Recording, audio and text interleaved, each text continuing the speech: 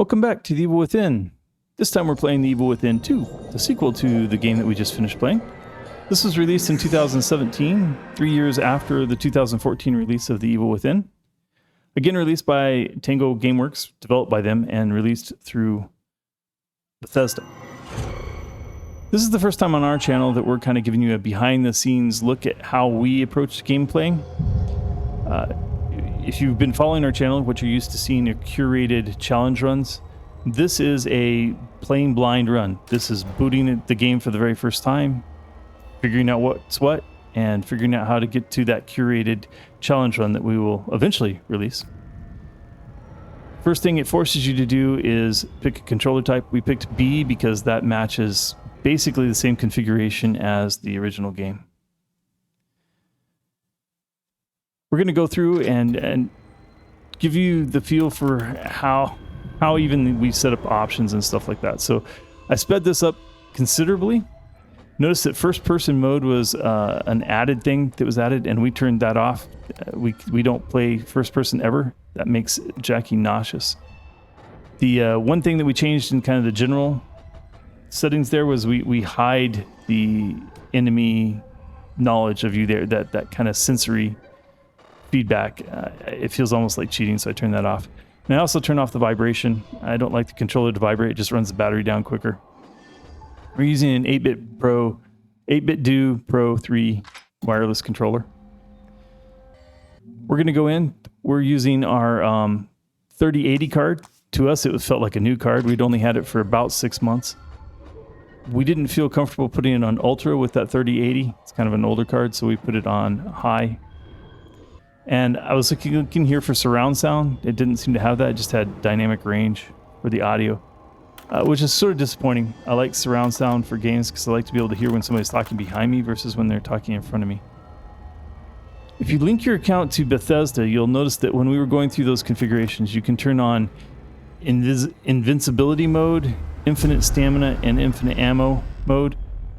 If you link your account to Bethesda, if you create a Bethesda account, you can do that right from the very beginning. You can play in those cheat code modes. Picking our difficulty, we always play our games on the kind of standard difficulty to start with. We feel that was the way the game was intended to be presented. That's the way we're going to play it. People have said here that Nightmare on this mode is equal to normal mode or survival mode on The Evil Within. I can't say I noticed that. I can't say that Survivor seemed all that easier. It certainly wasn't harder than The Evil Within. I don't think the game overall is as hard as The Evil Within. I guess they took a lot of flack for how hard the original game was. But really to us, the first game was only really hard when we got to the Akuma challenge. That's when it became almost overwhelming. Looks like we're going to start in a... It's got to be a dream sequence, right? I mean, he's dreaming or remembering something. Oh God, either that or Lily! we're already in Stim and he's back in a nightmare here with his house burning.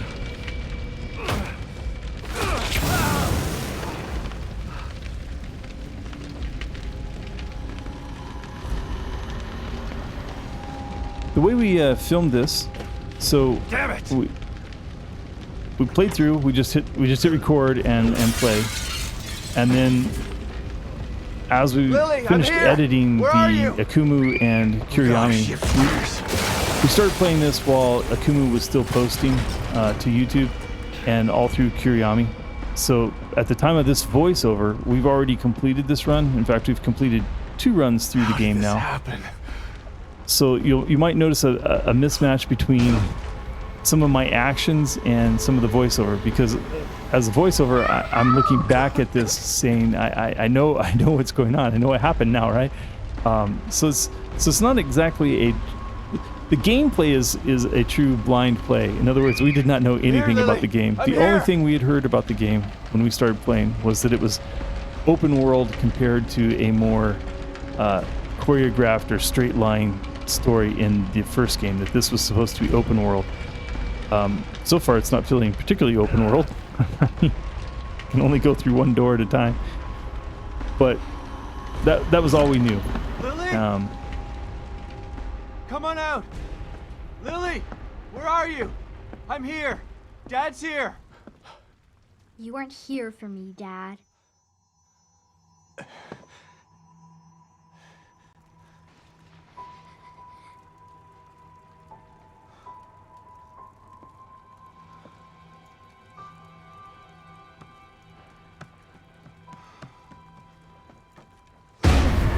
Lily!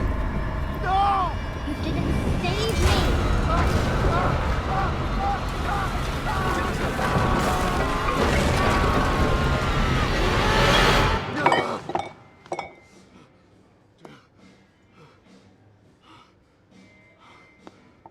So if you hear a difference between the voiceover, what I seem to know now versus what I seem to know in the gameplay, and you'll often hear me, like I'm going to say right now, that the very first time we saw this, I was terribly disappointed. Sebastian going back to being an alcoholic just... Hello, Sebastian. It's been a long time. 3 years. I've been trying to track you down for 3 years. And you thought you'd find me at the bottom of an empty bottle. Is that it? And why are you here now, damn it? You didn't find me because they didn't want you to. Calm down, Sebastian. You knew what was gonna happen in that hospital, didn't you? What happened at Beacon is in the past. You need to forget it. You sound just like that psychologist the Force shoved down my throat. But he didn't have answers. You do. You're gonna tell me about Mobius.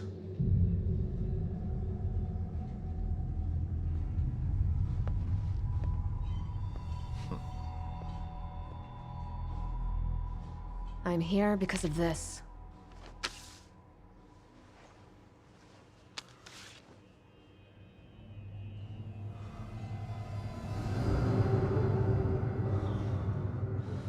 Where did you get this? Lily's still alive.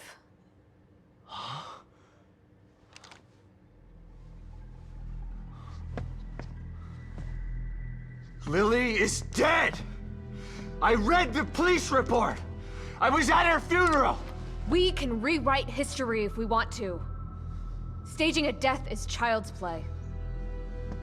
Why would I come out of the shadows just to lie to you? Lily is alive, and she's with us. But she's in danger. We need you to help save her. Save her? What have you done to her? Get your hands off me!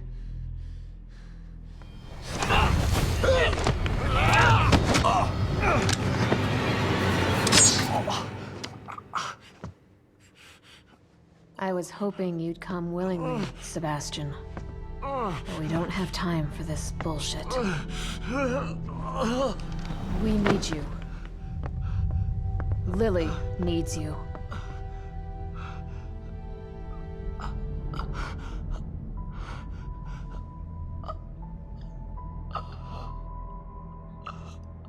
First impressions of that scene were, where did Jennifer Carpenter go? Sebastian? You're awake. Good. Yeah, great. Where are we?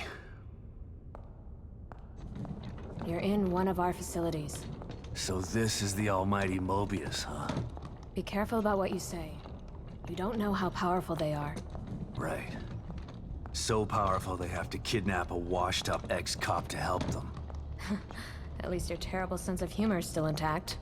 Enough of this bullshit. Where's Lily? Patience. All your answers are right here.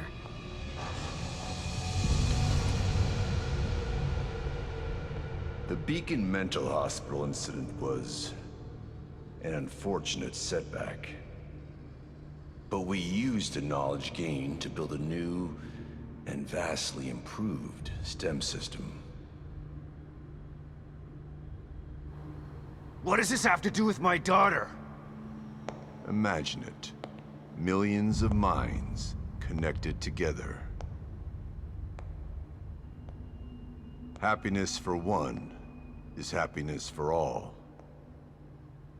This machine, this miracle, will allow our species to achieve greatness.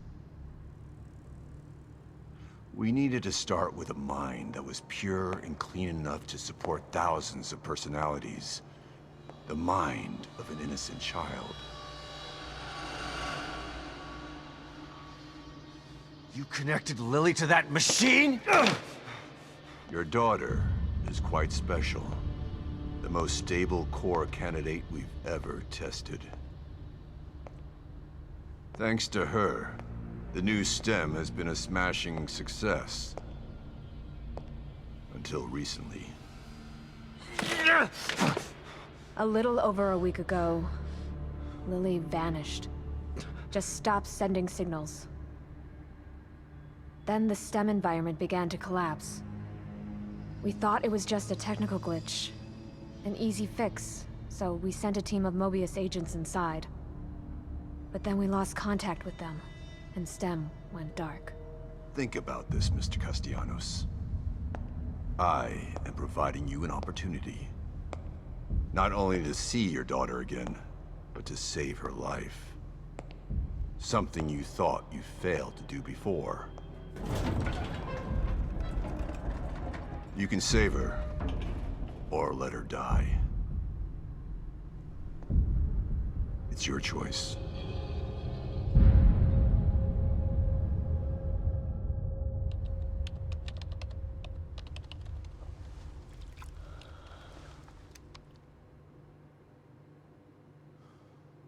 Good luck, Sebastian. And please, try to cooperate with any team members you might find in there. I know you don't trust us, but they have the same goals as you do. That's all right. I'm fine by myself. Just remember to call me the moment you find Lily, so that we can begin the extraction process. I'll be out here for you.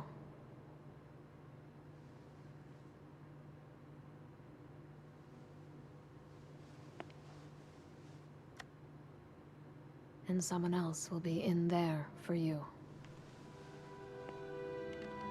Are you ready?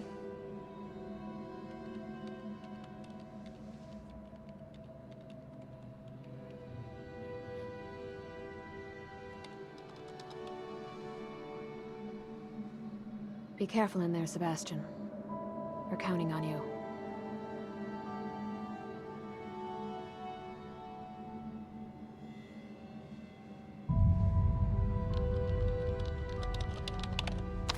STEM entry in 3, 2, 1.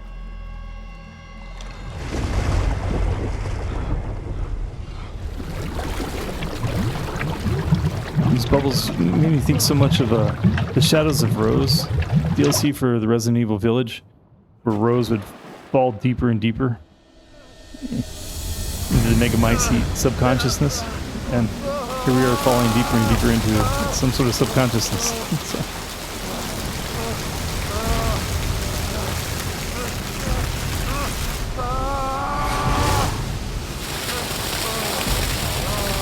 Now, our first impressions of the game were that Sebastian looks too young, and that none of the voices are right. So it was kind of off-putting a little bit. Oddly, the voice that I missed the most is I missed Jennifer Carpenter for the for Kidman. I just really like Jennifer Carpenter's interpretation of Kidman in the original game. This voice seems a little softer, not quite as forceful as Jennifer Carpenter. Not that the actress does a poor job. In fact, I get over it relatively quickly, and I just go with it. It's fine. I don't want to diss this actress. It's just that I missed Jennifer Carpenter, so it made me look up to see what happened. Well, apparently this, when this was in development in 2016, 2017, the Voice Actors Guild union went on strike, and Jennifer Carpenter and also the voice for Sebastian were union members, and so they were unavailable.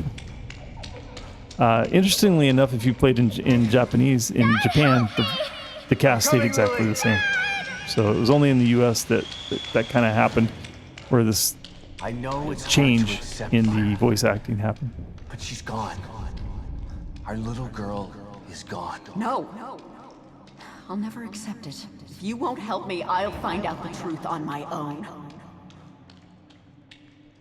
What the hell is this place? Detective, we've got a call. All units 1199. Exploit cover code 3, Beacon Mental Hospital.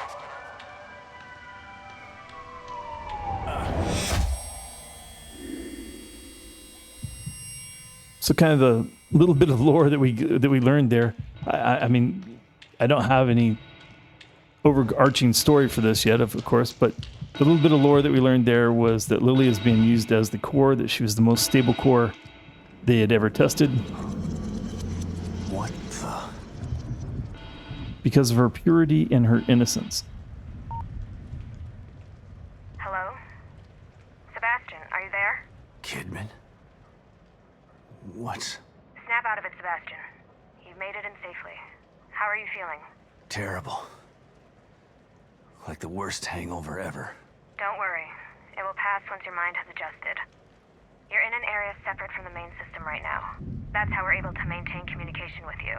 This construct is called your room. It's a safe zone that was formed from your own memories. My memories, huh? If that's the case, then where are my wife and child? This place looks like my old office at Crimson City PD. It was your subconscious that built it. You should ask yourself that question. Let's get down to business. We sent some information into your room. Do you see anything unfamiliar?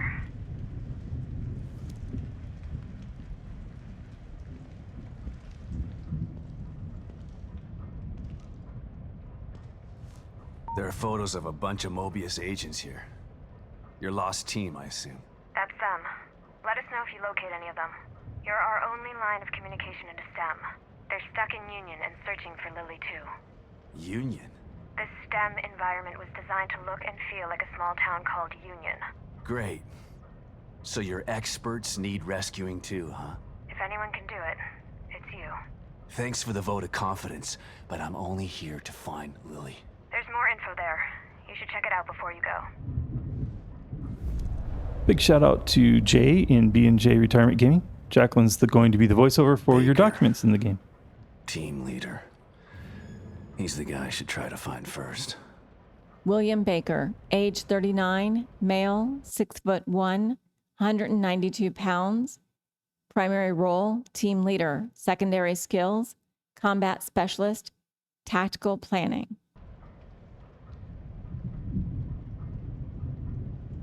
Harrison. Combat specialist, huh? Hopefully he can take care of himself. Miles Harrison, age 37, male, 5'10", 176 pounds. Primary role, hardware support. Secondary skills, heavy equipment repair, combat specialist. O'Neill. They must not have been expecting trouble if they sent in all these technicians. Liam O'Neill, age 31, male, 5'10", 165 pounds. Primary role, technical support.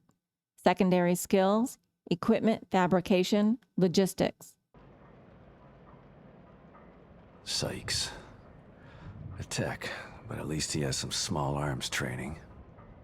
Julianne Sykes, age 30, male, 5'8", 160 pounds. Primary role, STEM software programmer. Secondary skills, communications, small arms proficiency.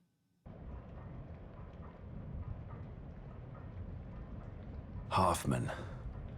Psychology and surveillance. This one could be cagey. Yukio Hoffman, age 32, female, 5'4", 110 pounds. Primary role, psychological profiling. Secondary skills, team medic, surveillance. Lily, your team, and now me. We're all stuck inside STEM. I still don't understand why you can't just take them all out of their pods and wake them up. It doesn't work that way. Without a core, we're totally locked out of the system. To forcibly remove anyone from STEM at this kill them and leave their consciousness trapped inside there. Great. Mobius has got some stellar backup plans. Stating the obvious isn't going to speed things along. You need to find Lily. Otherwise she, you, and everyone else inside is going to die.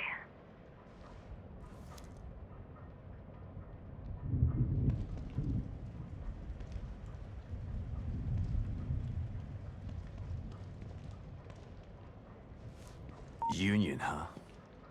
Looks like Anytown, USA. It was designed that way to keep the test subjects calm and relaxed. Calm and relaxed. The exact opposite of Beacon. What happened at Beacon was beyond our control. It doesn't seem like you've got much control this time either. Look, I don't know what you're going to encounter in there. If you need information, I'd suggest you try talking to some of the locals. You know, canvass the area. Just like you taught me back at KCPD. You were never a real detective, Kidman. And you're not a detective anymore. But let's try to do some detecting anyway, okay? Lily drew this picture of me. It was burned up along with everything else in the house.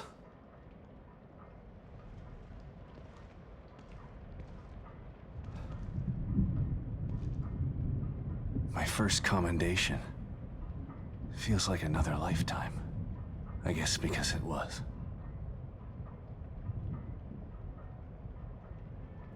They do a great job with the game of kind of building the backstory and getting you to like the character that you're going to play, or at least, you know, giving you some feel for who Sebastian might be. I think that's something that they did well in both games. Probably Shinji Mikami didn't direct this game, but he was an executive producer on it. He directed The Evil Within. You can tell there's some directorial changes. That Shinji's probably the better director, but you know he had more experience than the director of this game. But his influence is still here, written all through it. So it's still they do quite a good job at the introductory stuff. A cat. I don't ever remember owning a cat. What that means for us, though, in this part of the game is that there's an awful lot of the characters talking and very little time for me to do voiceover. But that's okay because Projector. I don't have a whole lot This up. to say other than what our Elementary impressions school. were. So far, like we've talked about, missing Jennifer Carpenter. The change in the other voice actors was noticeable, but it wasn't as off-putting to us. Sebastian just seems a little too young to us. It's 3 years past when the events of the first game, but he seems younger. You'll see it takes me a while. Usually anytime there's a new system, like, well, okay, how do I make any of this work? Find out the things like whether or not the joystick and the D-pad work the same or not. Kidman, you there? Always. You wouldn't have told me about Lily if your damn machine didn't go on the fritz. I would have spent the rest of my life mourning her and you wouldn't have cared. I cared, but I couldn't say anything. They would have killed me. I'm not sure I believe you. Why would I lie about that? To manipulate me. To get me to perform like a good little soldier. You've lied to me before. Our whole friendship was built on a lie. Okay, I get it. And I don't blame you for feeling that way. You'll never know how I feel until you've lost your family. I never had a family to lose. Just two people who brought me into this world and treated me like a burden instead of a daughter. Better to have loved and lost? Is that what you're saying? Maybe. At least you had people who cared about you. Point taken. The thing to pull out of about what they're showing us here in these early moments of a lot of interaction between Kidman and Sebastian and a lot of documents, a lot of things to look at and touch, is what they're wanting to remind you of in the first game. It's been 3 years. If you had played this, The Evil Within, when it first came out, and then playing The Evil Within 2 when it first came out, there would have been 3 years in your life would have transpired. So they kept that consistent. The Thanks, characters are now 3 years supposedly older. There was 3 years where he was looking for Kidman to get some answers, and Kidman was somehow managing to hold him off, not let him find her. but they're pulling back to things like that she was always Mobius in the first. He didn't find that out until the very end, so their relationship was built on a lie that she grew up in Cedar Hill and was neglected by her parents because her parents placed all their hope in a church. Just like Beacon. And neglected her, so she ran away at 14. She wound up part of Mobius because she was beginning a life of crime, and Mobius rescued her from that life of desolation and cycles between crime and prison, and actually made her a police detective in Crimson City. If you've watched any of the first game, if this is your first game, then all this is obviously important for you to pull through. For those of us that went through 5 different full runs of The Evil Within on our channel, if you're interested, if you want a deep dive on all of their backgrounds and the lore and the philosophy that went in, that we're pulling with us into that, I suggest go watch Akumu and Kuriyami from the first game on our channel. Lily, what's wrong?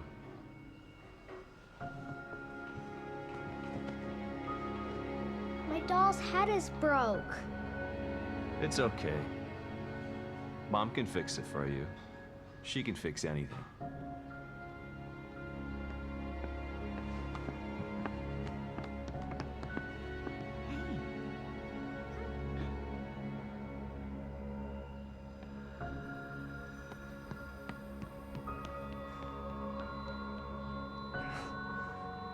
Sebastian?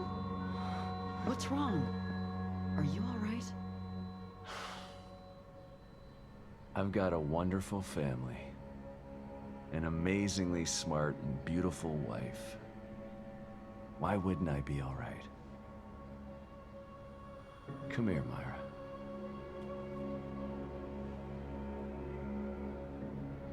You've been working too hard. It's making you delirious. Are you sure you're not coming down with something?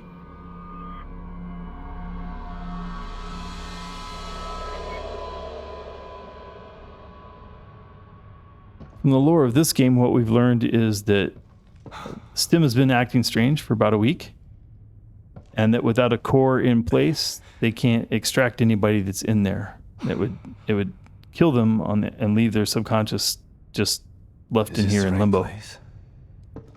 That Lily is the best and most stable core they've ever tested. Now, somehow they must have known this when they took her. They took her about a year before the first game. Sebastian was already dealing with the quote-unquote death of Lily in the first game. And Myra had gone into hunting for Lily.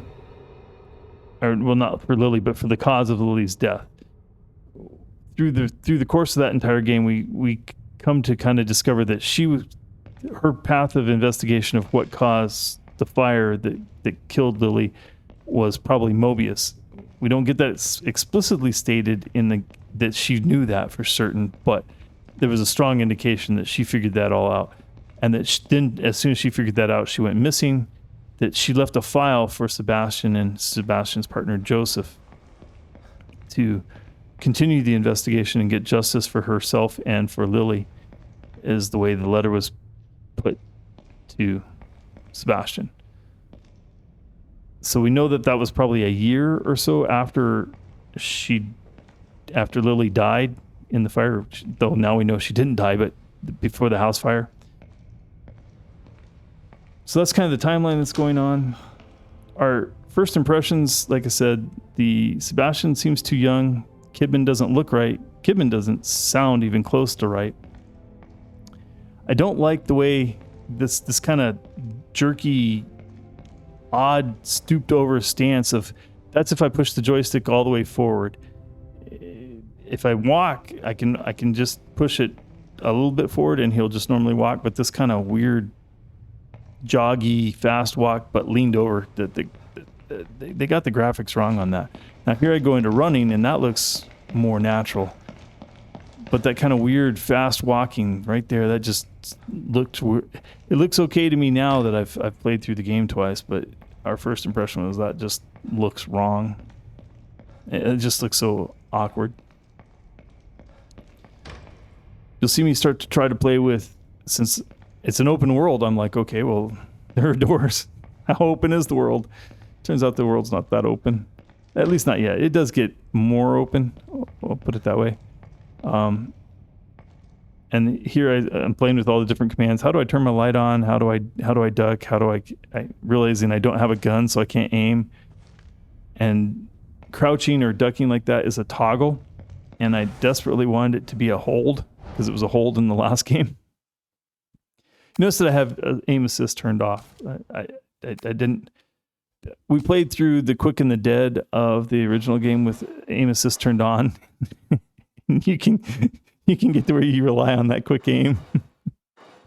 So I didn't want to. I never have it on for the first playthroughs. I usually only have it on if I'm trying to just make the game as easy as I can, because it's more of a treasure hunt than it is a playing the game.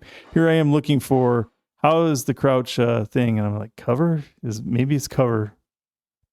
And so I put that to hold, and nope, it's still a toggle, because that's not cover, that's just crouching. So it turns out that there is no configuration for the crouch. Okay, well, these videos are going to feel kind of short. It's going to feel like in this video that we didn't get much done other than configurations and a bunch of cutscenes. And that's really what it was. That's kind of going to be a theme here for the first, I don't know, 3-4 episodes. At least 3 episodes will kind of feel that way, where you're just kind of being introduced to the game still. That was on purpose by the game makers. They made the game where there's a kind of a large opening sequence, trying to pull in as much, remind people that played the first game what was important that they wanted you to pull forward from the backstories, and for new people to give them enough of the backstories that you could follow what was going on. Well, that was our first episode. Hope you enjoyed it. Thanks for watching. We'll see you next time.